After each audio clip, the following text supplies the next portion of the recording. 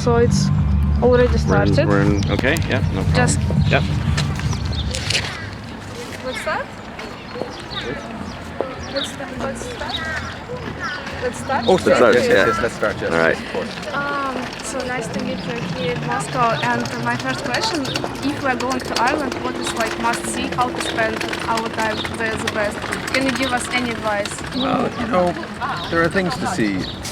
There are not like major attractions like you might have in Moscow, but it's always the people. You want to meet the people and get to know them, and I think that's when you'll have the best time. I think it's similar in Russia. When you actually meet people, that's what you remember. You can see the sights on a postcard or in a book, or. What is so special about Irish people? I think we're pretty laid back, relaxed.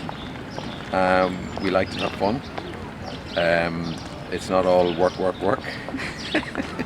Why do you guys like to drink so much? So hard. Well, we try and do our best to keep up with others.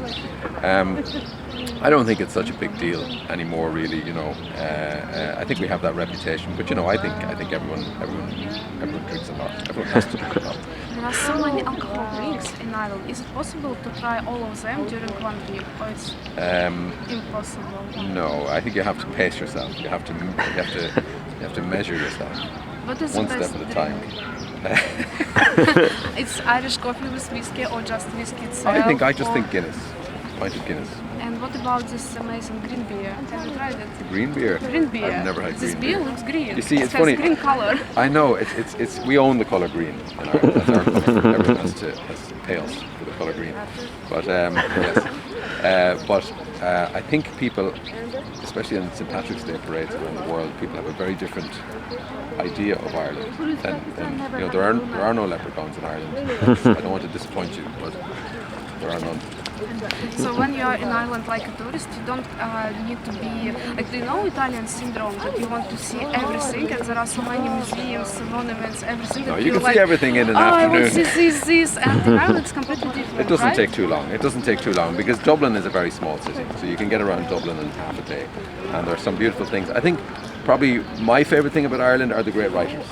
So you got to go and visit the Writers' Museum. I think it's quite interesting.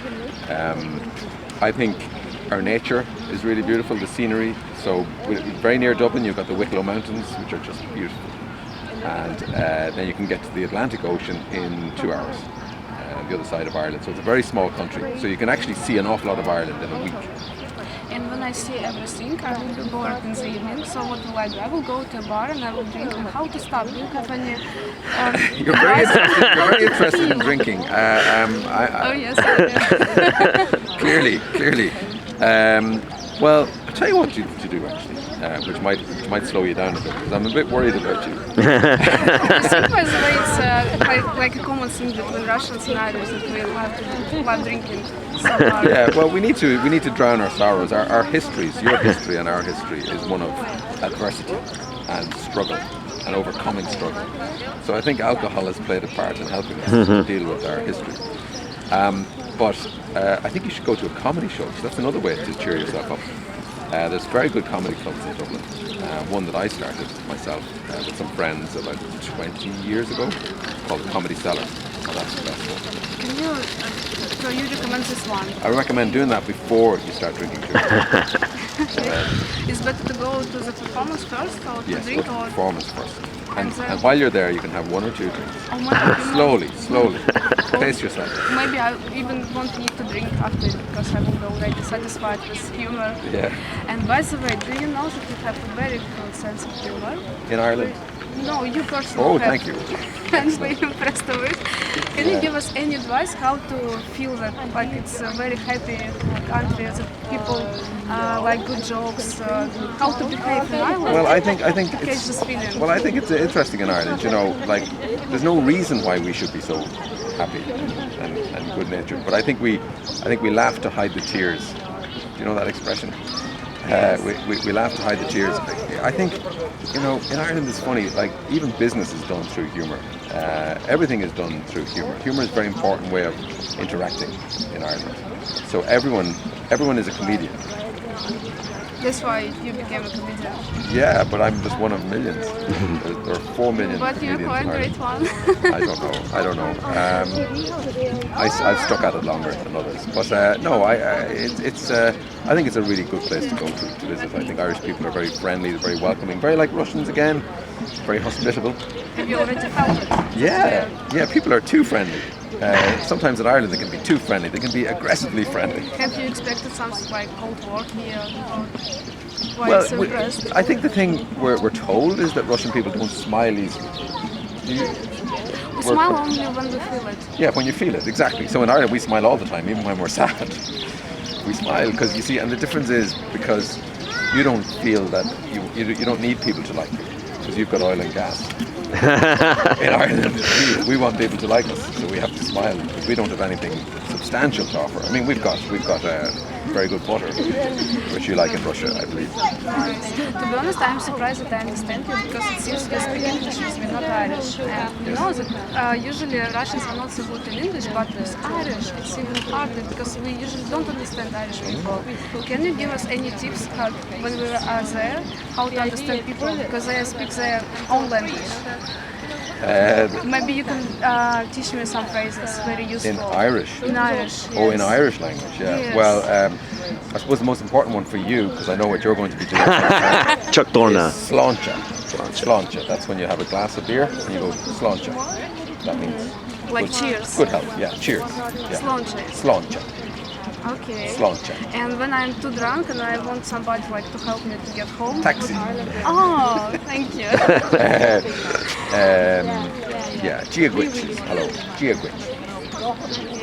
And about your work, I'd like to ask you, can you imagine you're making any kind of performances about Vladimir Putin, which is very huge in Russia? What can it be? Well, I think what I would say about Vladimir Putin is, I'd obviously be sensitive because I don't know exactly what's going on, even though I try to be informed.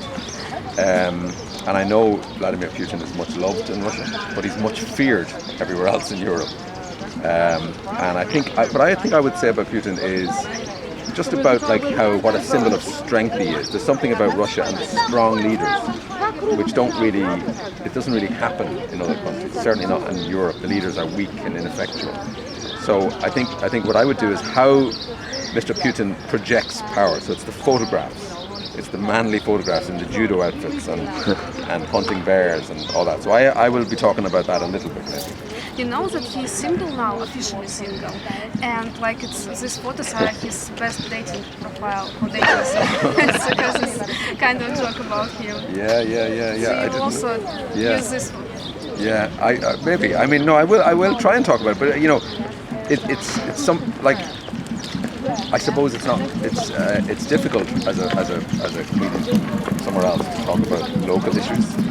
I think the best thing a comedian can do is talk about their own world and their own life, and hopefully people in Russia will be interested in that, and they will be able to identify with a lot of that. So a lot of the stuff that I will do about Russia will be just my immediate observations about smiling maybe, and the difference between Russia and Ireland, and I got Russian dolls. I might be doing stuff about Russian dolls. Nice. Yes, matryoshkas. Matryoshkas. Yes. And I will try and use my. Also matryoshka, by the way. Have matryoshkas of our famous of previous presidents. Oh yes, I've seen that one. Yes. And Putin was the last, and will be. And I'll be talking about podguznik. Wow. Yeah. Do you know this word? Very important. Do you know podguznik? Yes, like pampers. Yes. So I've got very important things to say about that. How does it connect with matryoshka? It doesn't. It's a different bit. I'll be using all my Russian words, all 10 of them. And in case of Putin, can you imagine that your performance cannot be complimentary performance, like you make hard jokes about him? I don't think I would, because again, it's not my place, and I want to be able to go home as well. No, I think I would just. It's more curious, I think when you come to another country, you can't come with judgments about people and about about the country and about the way the country works. You know, you have to come with an open mind and take the cue from Russian. When you're here, you got to listen to what Russian people say. You know, like at home, sometimes I watch Russian news, RT. Do you know RT? Russia Today. It's a station, but it's very pro-Russian news. So it's a very different news than we get in the West. Yeah. Do you believe this news? Well, I don't know which news to believe. But which news do you? I'm confused. Which one do I believe? I kind of, you know, you kind of see certain merit in both. You know, you can't just say, you know, that news is right. The BBC News in England, you know, that's not necessarily the only story. It's slightly biased. And then the Russia Today news is also very biased. Oh yeah. And by the way, what do you think what is going on in Russia now? Because you said that you're not sure what is going on. But well, what do you just from talking to Russian people, you get a sense that, you know, well, I don't know, do you call it the occupation of Crimea, and you know, the war in eastern Ukraine, it has created a lot of nationalism in Russia. People are very pro-Russia and very pro-Putin. Patriotic, and war always does that. It always makes people very patriotic. Although Ireland is too small, we never go to war, so we don't have that. What do you think? Have we occupied Crimea? Or in your have we occupied Crimea? In your opinion? Well, I think from speaking to Russians, I suppose at first when you see something like that happen, you say, "Oh, that's very strange, that's very unusual." But then you read all the statistics and you realize most people in Crimea seem to be Russian, and they accept that this is, you know, they're part of Russia. They were always part of Russia historically. So there's always more than one way of looking at every story. What do you think of the situation with Crimea is somehow similar with Ireland, Northern Ireland, Great Britain, because you guys have it's kind of similar. something strange also? Yeah, no, absolutely. I mean, you know, like the thing that you learn as you go through life is that nothing is black and white. There's no such thing as black and white. You know, in Northern Ireland we have two communities who look the same, act the same, speak the same language, listen to the same music, read the same stories, but for many, many years they didn't like each other very much because they were slightly different religions, you know, and slightly different traditions. And, you know, and it's kind of ridiculous, but to the outsider can't understand this. But when you're there, you know all the nuances and, you know, all the history, and so people form very definite judgments about these things. Okay. If you visit Ireland, is it worse to visit Northern Ireland? It's great to visit Northern Ireland. Northern Ireland is really brilliant. There is some really spectacular scenery north of Belfast. We've got a thing called the Giant's Causeway, which is a natural rock formation, which is really, really special. There's also, for you, there's the whiskey factory, which is great. But Ireland's a small country. You should visit the whole country. Do you want Northern Ireland to be part of Ireland one day, or you don't care? Well, I suppose when I was younger, I probably wanted a united Ireland would have been something that I would have aspired towards. But you know, there was so much violence, so much bloodshed. You think it's not worth it. You know, it's not worth it. If people can live peacefully, you know, and I think what really helps is prosperity. So if the economy is good, those issues aren't as important. And also, I'd like to ask you about Doctor Who serial, because it's really huge in Russia. Do you know any secret information about what could be going on in the next episodes or anything? I don't really know. I'm going to be the next Doctor Who. Really? No.